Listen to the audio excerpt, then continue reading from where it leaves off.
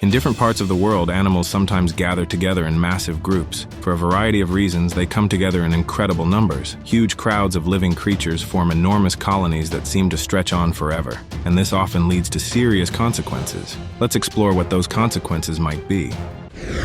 The northeast coast of Russia. This is the largest gathering of walrus on the planet. There are few places on Earth where you can see such a concentration of mammals. The footage looks like something out of a science fiction film. It's hard to believe this is actually happening. They are driven here by desperation, not choice. The natural habitat of walruses is ice, but the ice has retreated northward. This is the closest place to their feeding grounds where walruses can rest. For thousands of years, there was a balance between the formation and melting of sea ice. Now that balance is disrupted. The thickness of the ice cover in summer is 40% less than it was in the summer of 1980. The average air temperature in the Arctic is rising twice as fast as in other regions of the planet. By 2040, Arctic ice may completely disappear during the summer months. This melting ice will have devastating consequences for the animals that depend on it, and walruses and polar bears are among the first to suffer. Pacific walruses are large animals. Males often weigh more than a ton.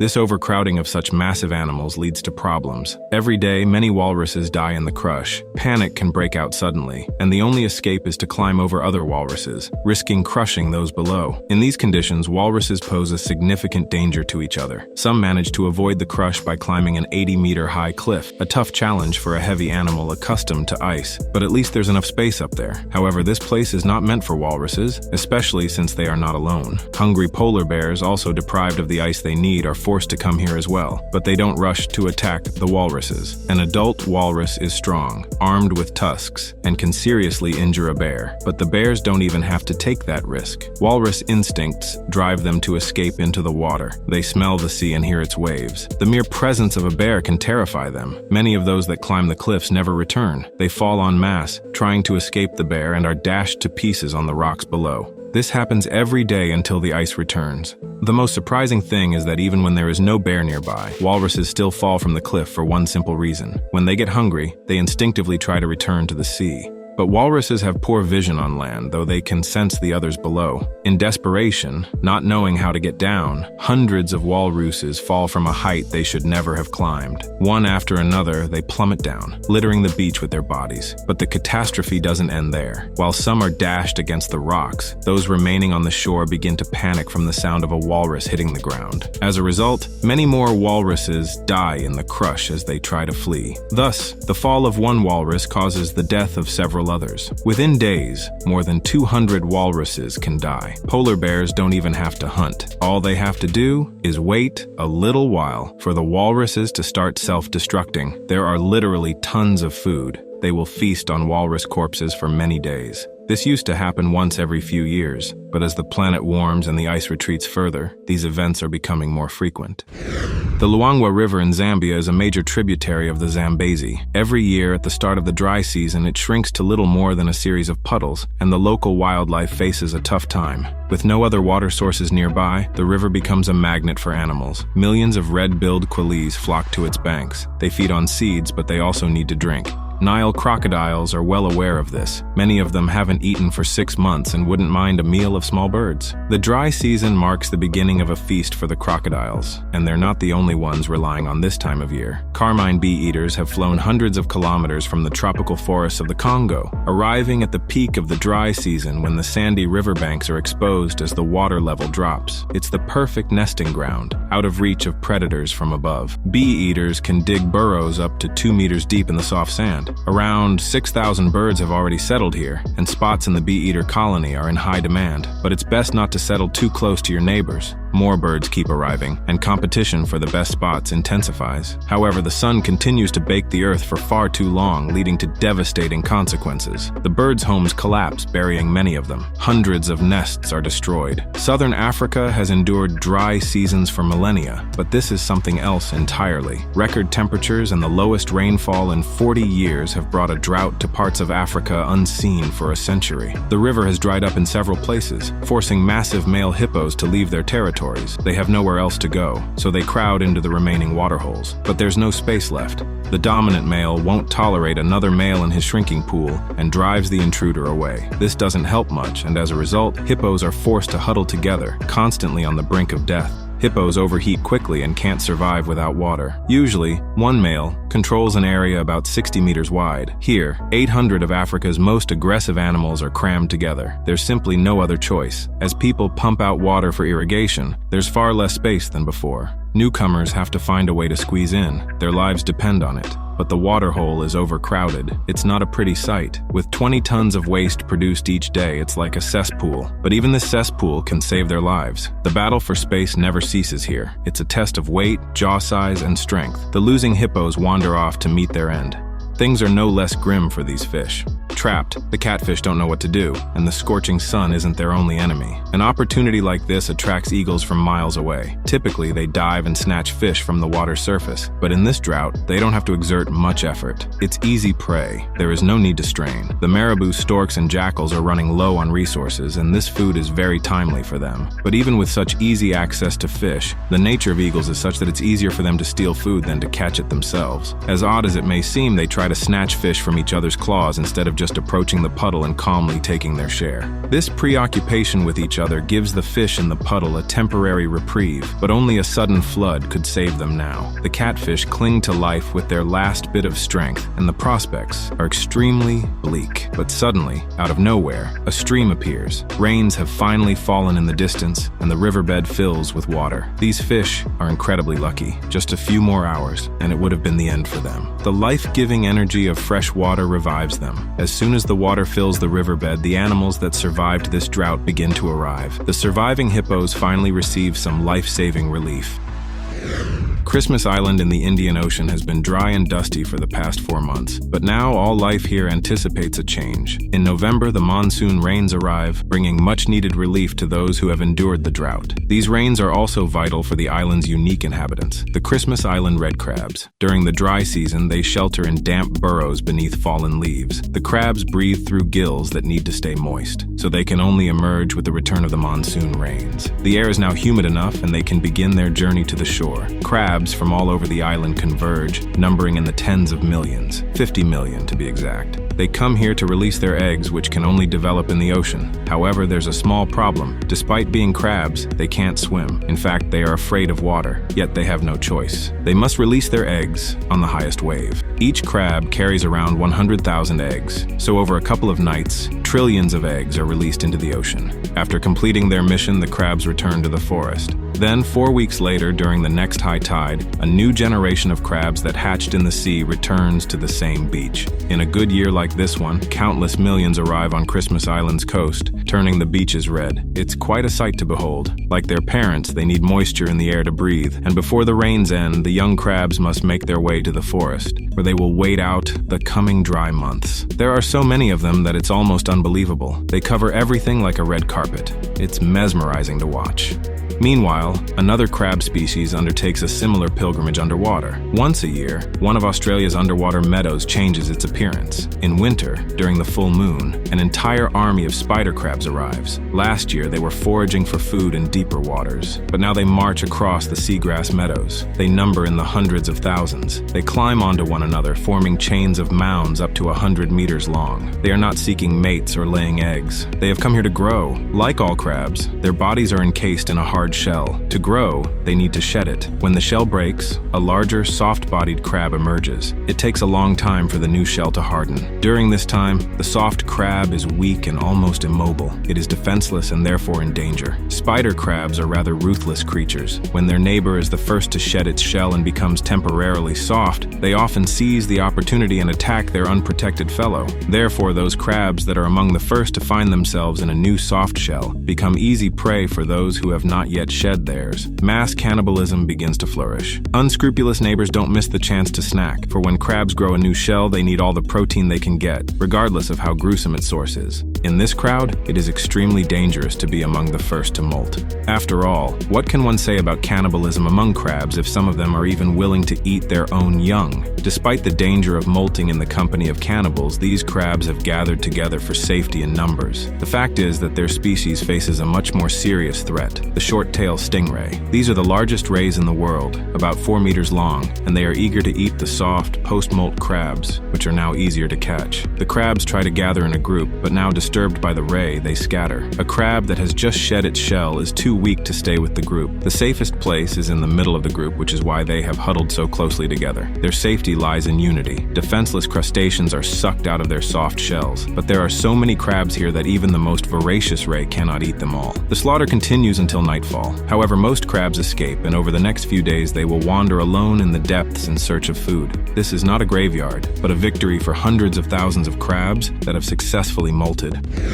The Pacific coast of South America. This is the Atacama Desert, considered the driest place on Earth. There are areas where no rainfall has ever been recorded. On land, almost nothing can survive. Yet even this desert plays a vital role for the local wildlife. Because survival here is impossible, the desert serves as a refuge from land predators. Birds cannot survive in the desert either, but thanks to their wings, they can leave at any moment to find food in the sea and then return to the desert, where they are safe from predators. This strategy has resulted in birds arriving here in incredible numbers. Here they can breed peacefully, without the fear of their chicks being eaten. For centuries, millions of seabirds have gathered on these desert shores. However, just 50 years ago, these giant bird colonies disappeared due to overfishing. But after fishing restrictions were introduced, the fish population began to recover, and now 5 million seabirds come here every year to raise their young. The majority of the birds are cormorants, Inca terns, and Peruvian boobies. Every morning, the birds fly out to sea. The colony is so vast that it takes over an hour for the coast to empty. They form a massive flock of hunters, driven by a single goal: finding anchovies.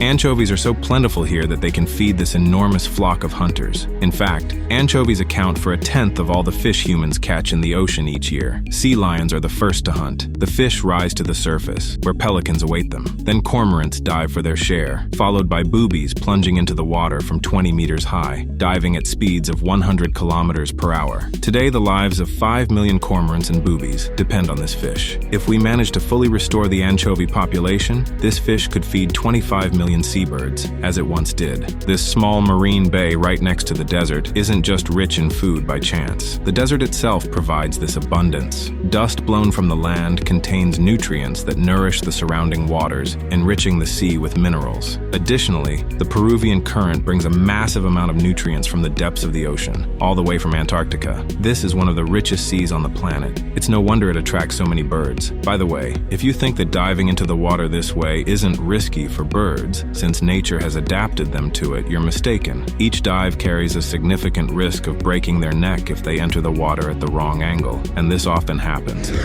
Mono Lake, often called California's Dead Sea, is twice as salty as the ocean, making it deadly for most living things. But the alkali fly is one of the few insects that has adapted to this extreme environment. With no competition, they breed here in the billions, forming huge swarms that blanket the ground. These flies live on the lake and feed only on algae. Believe me, you wouldn't want to be here. The buzzing of the swarm is deafening and overwhelming. This is truly the kingdom of flies. Flies are one of the most widespread insect groups, living in every corner of the world, including seemingly impossible places like Mono Lake. The alkali flies' special adaptations don't just allow them to survive, but to thrive. They can walk underwater and feed on algae, using tiny hairs to trap air bubbles and keep from drowning. Most importantly, their bodies can neutralize the harmful effects of the salt, making them the true masters of Mono Lake, except for a few weeks each year. During this time, hundreds of thousands of phalaropes migrating to South America make their only stop at Mono Lake, where the alkali flies are an invaluable, endless food source. The flies have no real defense. They can only fly away, disappearing into the vast wetlands.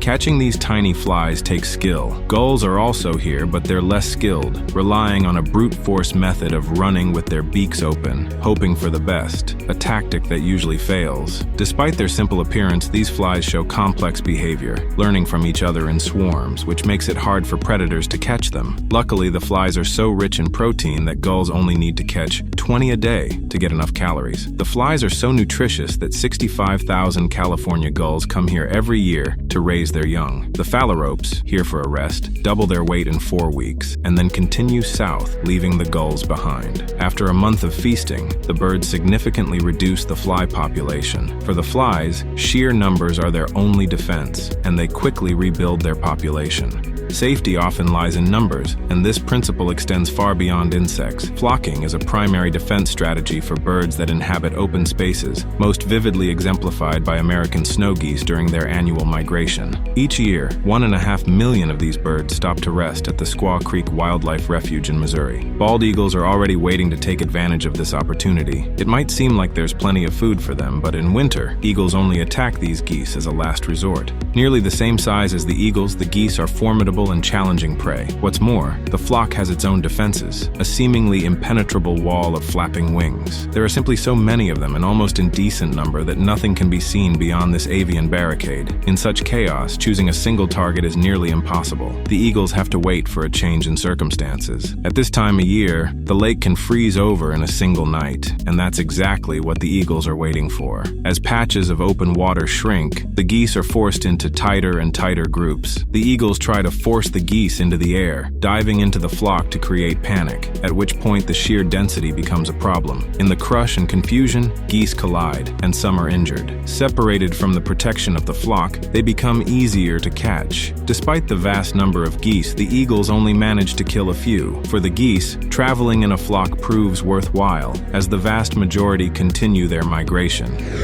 Next, we witness an eerie invasion that happens like clockwork once a year in the American Midwest. It can be so thick that traffic comes to a standstill. This swarm can cover an area of more than 11.5 square kilometers, even showing up on radar. These are mayflies. They've come from the Mississippi River, where they've lived as larvae for the past year. As adults, they will only live for one day. These insects emerge when the water temperature reaches 17.5 degrees Celsius. But soon, everything will change again. They won't even have a chance to get used to their new bodies and wings. For some unknown reason, from this body, an identical mayfly emerges. The previous one lived for less than an hour. Soon, they will unfurl their second set of wings, this time for a mating flight. Gathering in a swarm is a guarantee of safety. No predator can eat such a large number of insects. Very soon, they will return to the Mississippi to lay their eggs. To make up for the billions of mayflies that never make it back, each female lays up to 8,000 eggs. They can easily get lost. They navigate by the moon, but near cities, this ancient navigation system fails. Lights that their alluring glow leads the mayflies off course. Roads, like rivers, reflect light, tricking them into laying their eggs there. The mayflies fly further into the city, causing confusion and amazement among everyone. The locals are already used to this sight. The numbers are mind-blowing. In just one night, 18 trillion insects can appear. That's 3,000 times more than all humans on Earth. Many mayflies immediately head towards the bright city lights. Up to 10,000 can be counted on a single neon sign. It's quite strange, but their invasion often coincides with America's most important holiday, Independence Day. Fortunately, mayflies are completely harmless. They have no mouths, so they can't eat, let alone bite. America celebrates Independence Day, while the mayflies enjoy the last day of their lives.